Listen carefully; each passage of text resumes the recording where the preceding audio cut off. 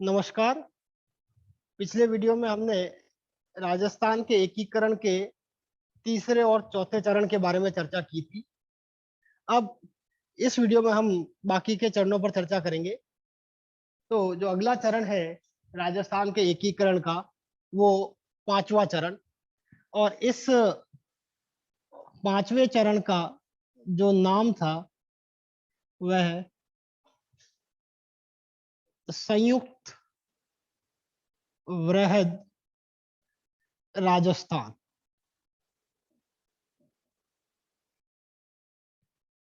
वृहद राजस्थान चौथा चरण था और उसमें 14 रियासतें और 2 ठिकाने सम्मिलित हो चुके थे। और जो पांचवा चरण है उसको नाम दिया गया संयुक्त वृहद राजस्थान। और इस पांचवें चरण की जो दिनांक है वह 15 मई 1949। तो पांचवा चरण 15 मई 1949। पांचवें चरण का नाम संयुक्त वृहद राजस्थान। चौथे चरण तक हमने 14 रियासतें और 2 ठिकाने का एकीकरण कर चुके थे वृहद राजस्थान में। अब इस संयुक्त वृहद राजस्थान में अगर बात करें सम्मिलित रियासतों की, कौन कौन सी रियासतों को सम्मिलित किया गया था, तो पांचवें चरण में जो चौथे चरण का वृहद राजस्थान था, वृहद राजस्थान, उसमें जो मत्स्य संघ बना हुआ था प्रथम एकीकरण में, उस मत्स्य संघ को वृहद राजस्थान में मिलाकर संयुक्त वृहद राजस्थान बनाया गया था। तो पांचवें चरण में वृहद राजस्थान प्लस मत्स्य संघ। तो अब 14 रियासतें और एक ठिकाना तो इधर, 14 रियासतें और 2 ठिकाने तो यहाँ पर, और 4 रियासतें अलवर, भरतपुर, करौली, धौलपुर और एक ठिकाना निमराना, वो मिल गए। तो कुल मिला के हमने अभी तक पांचवें चरण में 18 रियासतें और 3 ठिकानों का एकीकरण कर चुके हैं पांचवें चरण में। तो सम्मिलित रियासतें वृहद राजस्थान प्लस मत्स्य संघ। और ये जो मत्स्य संघ का वृहद राजस्थान में सम्मेलन किया गया था, यह शंकर शंकर देव राय समिति शंकर देव राय समिति की सिफारिश पर मत्स्य संघ को वृहद राजस्थान में सम्मिलित कर दिया गया था। तो ये हमारे पास पांचवा चरण है संयुक्त वृहद राजस्थान, 15 मई 1949। सम्मिलित रियासतें वृहद राजस्थान प्लस मत्स्य संघ और शंकर देव राय समिति की सिफारिश पर। अब अगर इस पांचवें चरण के उद्घाटनकर्ता की बात करें, तो इस पांचवें चरण का भी उद्घाटन सरदार वल्लभ भाई पटेल द्वारा किया गया था। चौथे चरण का भी उद्घाटन सरदार वल्लभ भाई पटेल द्वारा, और पांचवें चरण का भी उद्घाटन सरदार वल्लभ भाई पटेल द्वारा ही किया गया था। राजधानी राजधानी बाकी सभी चीजें लगभग चौथे चरण के समान ही है। राजधानी चौथे चरण में भी जयपुर थी और पांचवें चरण में भी राजधानी जयपुर ही थी। महाराज प्रमुख, तो जैसा कि हम जानते हैं, पिछले वीडियो में कहा था कि उदयपुर के महाराणा भूपाल सिंह जी को आजीवन महाराज प्रमुख बनाया गया था। तो पांचवें चरण में भी जो महाराज प्रमुख थे वह उदयपुर के भूपाल सिंह जी थे। भूपाल सिंह, उदयपुर। मेवाड़ नरेश। आजीवन महाराज प्रमुख बनाए गए थे चौथे चरण में। अगर राज प्रमुख की बात करें, राज प्रमुख, तो राज प्रमुख मान सिंह द्वितीय, जो कि चौथे चरण में भी राज प्रमुख बनाए गए थे, पांचवें चरण में भी वो राज प्रमुख रहे। उपराज प्रमुख, उपराज प्रमुख कोटा नरेश भीम सिंह, कोटा नरेश भीम सिंह उपराज प्रमुख थे। इसके बाद आता है कनिष्ठ उपराज प्रमुख। कनिष्ठ उपराज प्रमुख, तो डूंगरपुर के लक्ष्मण सिंह जी और बूंदी के बहादुर सिंह कनिष्ठ उपराज प्रमुख थे। लक्ष्मण सिंह डूंगरपुर तथा दो कनिष्ठ उपराज प्रमुख थे, लक्ष्मण सिंह डूंगरपुर और बहादुर सिंह बूंदी। ये दोनों कनिष्ठ उपराज प्रमुख थे, बिल्कुल चौथे चरण में थे वही, ज्यादा उसमें चेंज कुछ है नहीं। फिर बात कर लें प्रधानमंत्री।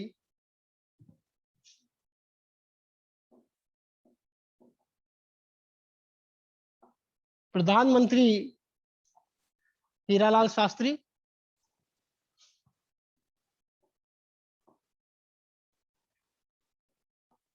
प्रधानमंत्री जो थे पांचवें चरण में भी जो प्रधानमंत्री बनाए गए थे वो हीरालाल शास्त्री थे। अच्छा, यहाँ पर जो महाराज प्रमुख थे गोपाल सिंह जी, उन्होंने जो प्रीवी पर्स की जो मांग की थी, जो कि सभी नरेशों को दिया जाता था 10 लाख रुपए, महाराणा गोपाल सिंह जी ने 20 लाख रुपए प्रीवी पर्स की मांग की थी चौथे चरण में जब महाराज प्रमुख बनाए गए थे। तो उनको 10 लाख रुपए तो प्रीवी पर्स दिया गया था, 5 लाख रुपए उनको धार्मिक और सांस्कृतिक उत्थान संरक्षण के लिए दिया गया था, और 5 लाख रुपए कहते हैं महाराज प्रमुख के वेतन के तौर पर दिया गया था। तो इस तरह से उनके 20 लाख की जो मांग थी उसको अलग अलग हिस्सों में करके पूरा किया गया था। अच्छा, एक चीज और देख लेते हैं, जो शंकर देव राय समिति है जिसके सुझाव पर मत्स्य संघ को वृहद राजस्थान में सम्मिलित किया गया था, वो 3 सदस्यीय समिति थी। 3 सदस्यीय समिति थी। तो शंकर देव राय तो अध्यक्ष थे, अध्यक्ष जो थे उस समिति के शंकर देव राय, और दो उसके मेंबर भी थे।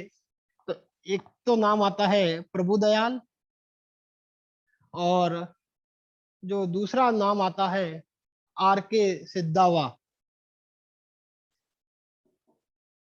आर के सिद्धावा, तो ये शंकर देव राय समिति के सदस्य थे। तो ये हमारा पांचवा चरण हो गया एकीकरण का। संयुक्त वृहद राजस्थान 15 मई 1949, वृहद राजस्थान प्लस मत्स्य संघ शंकर देव राय समिति की सिफारिश पर, जिसके सदस्य प्रभुदयाल और आर के सिद्धावा। उद्घाटनकर्ता सरदार वल्लभ भाई पटेल। राजधानी जयपुर। महाराज प्रमुख गोपाल सिंह जी उदयपुर, राज प्रमुख मान सिंह जी द्वितीय, उपराज प्रमुख कोटा नरेश भीम सिंह, कनिष्ठ उपराज प्रमुख लक्ष्मण सिंह डूंगरपुर और बूंदी नरेश बहादुर सिंह, और प्रधानमंत्री जो है वो हीरालाल शास्त्री। छठे चरण की, तो ये जो एकीकरण का जो छठा चरण था, इसका नाम राजस्थान संघ, राजस्थान यूनियन या राजस्थान संघ था छठे चरण का नाम। और इस छठे चरण के संपन्न होने की जो दिनांक थी वह 26 जनवरी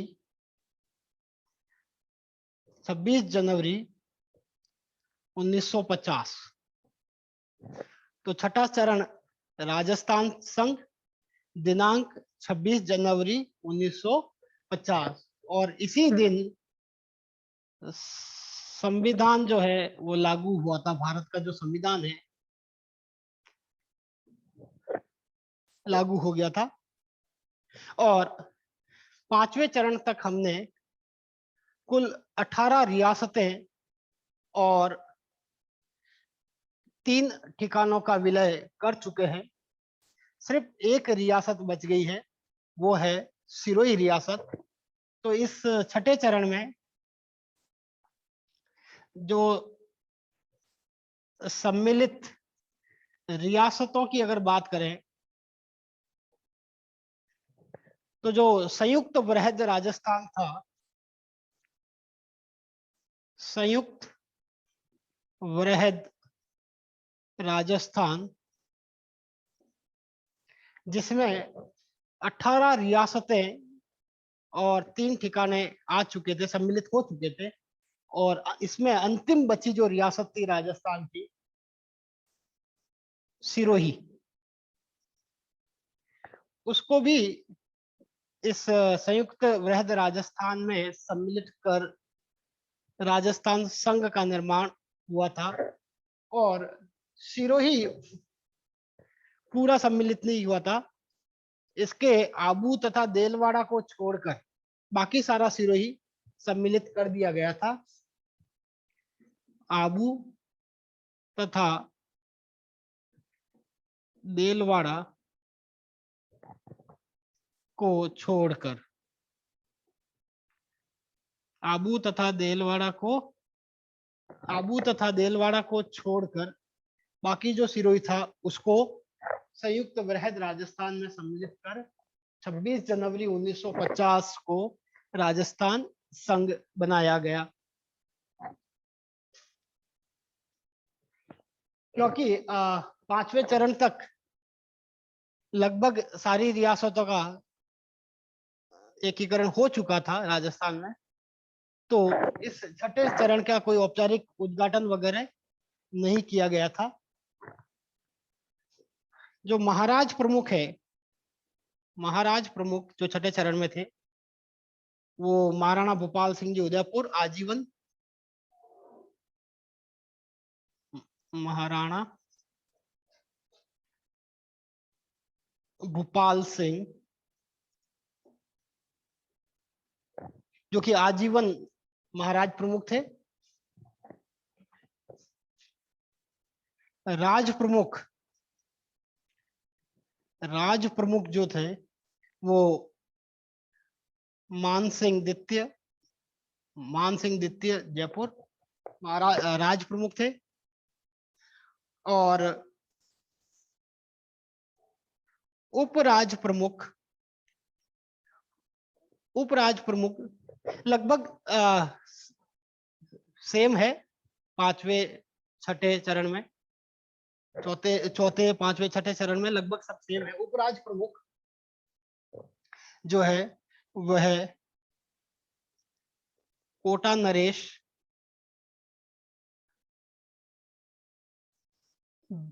भीम सिंह, कोटा नरेश भीम सिंह उपराज प्रमुख। कनिष्ठ उपराज प्रमुख, कनिष्ठ उपराज प्रमुख एक तो लक्ष्मण सिंह डूंगरपुर तथा बहादुर सिंह ऑफ बूंदी, यह कनिष्ठ उपराज प्रमुख थे। अब यहाँ पर एक विशेष है कि क्योंकि 26 जनवरी 1950 को भारत का संविधान लागू हो चुका था, तो राज्यों में जो प्रधानमंत्री पद की जो व्यवस्था है वो समाप्त हो गई थी और उसके जगह मुख्यमंत्री पद सृजित हुआ था। तो अब छठे चरण में राजस्थान के प्रधानमंत्री ना होके राजस्थान के मुख्यमंत्री मुख्यमंत्री का पद राज्यों में लागू हो गया था, मुख्यमंत्री। तो इस छठे चरण राजस्थान संघ में मुख्यमंत्री जो है वह हीरालाल शास्त्री, हीरालाल शास्त्री को बनाया गया था। और इनको, चूंकि तब तक राजस्थान में राज्यपाल पद सृजित नहीं हुआ था, तो हीरालाल शास्त्री को जो शपथ दिलाई गई थी मुख्यमंत्री की, वो राज प्रमुख मान सिंह द्वितीय द्वारा दिलाई गई थी, क्योंकि अभी तक राजस्थान में जो राज्यपाल का पद है वो नहीं था। तो ये छठा चरण है राजस्थान संघ। 26 जनवरी 1950 संविधान लागू हुआ था और इसी दिन विधिवत राजपूताना का नाम राजस्थान हो गया था। सम्मिलित रियासतें संयुक्त राजस्थान, संयुक्त वृहद राजस्थान प्लस सिरोही आबू देलवाड़ा को छोड़कर महाराज प्रमुख महाराणा भूपाल सिंह, राज प्रमुख मान सिंह द्वितीय, उपराज प्रमुख कोटा नरेश भीम सिंह, कनिष्ठ उपराज प्रमुख लक्ष्मण सिंह डूंगरपुर और बूंदी नरेश बहादुर सिंह, और प्रधानमंत्री की जगह अब पद हो गया मुख्यमंत्री, और वो हीरालाल शास्त्री थे, जिनको मुख्यमंत्री पद की जो शपथ है वो है राज प्रमुख मान सिंह द्वितीय द्वारा दिलाई गई थी, क्योंकि इस समय तक राजस्थान में जो है राज्यपाल का जो पद है वह नहीं हुआ था।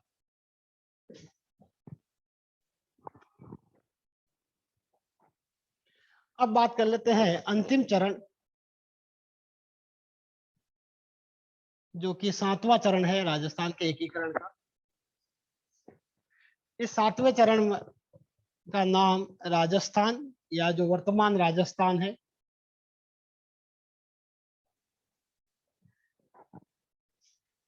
दिनांक, जो अंतिम 7वां चरण था उसकी दिनांक 1 नवंबर 1956, 1 नवंबर 1956 को राजस्थान का एकीकरण संपन्न हो चुका था पूर्ण रूप से। और क्योंकि जो 19 रियासतें और 3 ठिकाने सब कुछ सम्मिलित हो चुके थे, तो एक राजस्थान के मध्य में एक केंद्र शासित प्रदेश जो था वह अजमेर मेरवाड़ा का क्षेत्र था, तो उसको भी राजस्थान में सम्मिलित कर लिया गया था। तो सम्मिलित क्षेत्र, तो एक तो अजमेर मेरवाड़ा, जो कि ब्रिटिश भारत में एक केंद्र शासित प्रदेश था, उसको राजस्थान में सम्मिलित कर लिया गया था। राज्य पुनर्गठन आयोग जो था, फजल अली कमेटी, उसकी सिफारिशों पर अजमेर मेरवाड़ा को राजस्थान में सम्मिलित कर दिया गया था। प्लस जो आबू देलवाड़ा थे उनको भी राजस्थान में आबू देलवाड़ा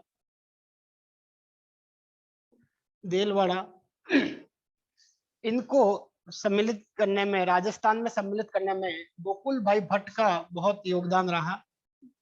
गोकुल भाई भट्ट के प्रयासों से आबू देलवाड़ा को भी राजस्थान में सम्मिलित कर दिया गया, और यही गोकुल भाई भट्ट जो है इनको राजस्थान का गांधी भी कहते हैं।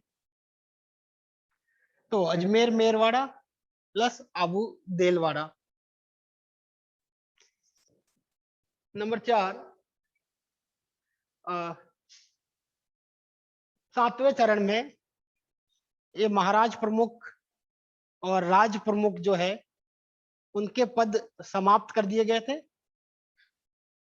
और इसके जगह राज्यपाल का पद सृजित हो गया था। तो अब राज प्रमुख और महाराज प्रमुख पद नहीं रहे और राज्यपाल राज्यपाल का पद गठित हुआ गया। और राजस्थान के जो प्रथम राज्यपाल थे वो श्री गुरमुख निहाल सिंह राजस्थान के प्रथम राज्यपाल। मुख्यमंत्री जो थे वह मोहनलाल सुखाड़िया 7वें चरण में राजस्थान के मुख्यमंत्री बने। सबसे कम उम्र के मुख्यमंत्री कहें, सर्वाधिक अवधि तक रहने वाले मुख्यमंत्री कहें तो मोहनलाल सुखाड़िया राजस्थान के मुख्यमंत्री बने।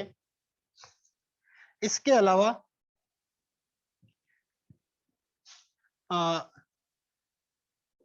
फजल अली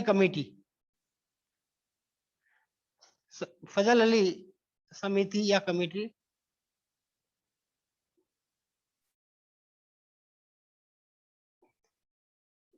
राज्य पुनर्गठन आयोग 1952 भाषा के आधार पर, सांस्कृतिक के आधार पर राज्यों का पुनर्गठन जो किया गया, उस कमेटी के अध्यक्ष जस्टिस फजल अली के नेतृत्व में राज्य पुनर्गठन कमेटी बनाई गई। और इस फजल अली कमेटी के सुझाव पर जो है कोटा का एक तो कुछ भाग मध्य प्रदेश से राजस्थान में लिया गया था और कुछ राजस्थान का जो भाग था वो मध्य प्रदेश को दिया गया था। तो ये फजल अली कमेटी की सिफारिश पर तो मध्य प्रदेश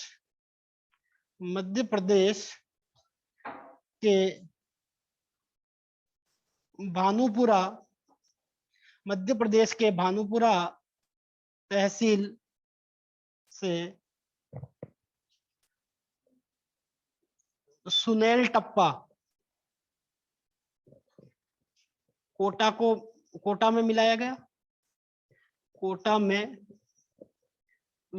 गया। मध्य प्रदेश फजल अली कमेटी की सिफारिश पर मध्य प्रदेश के भानुपुरा तहसील से सुनेल टप्पा को कोटा में मिलाया गया तथा झालावाड़ का सिरोंज मध्य प्रदेश को दिया गया।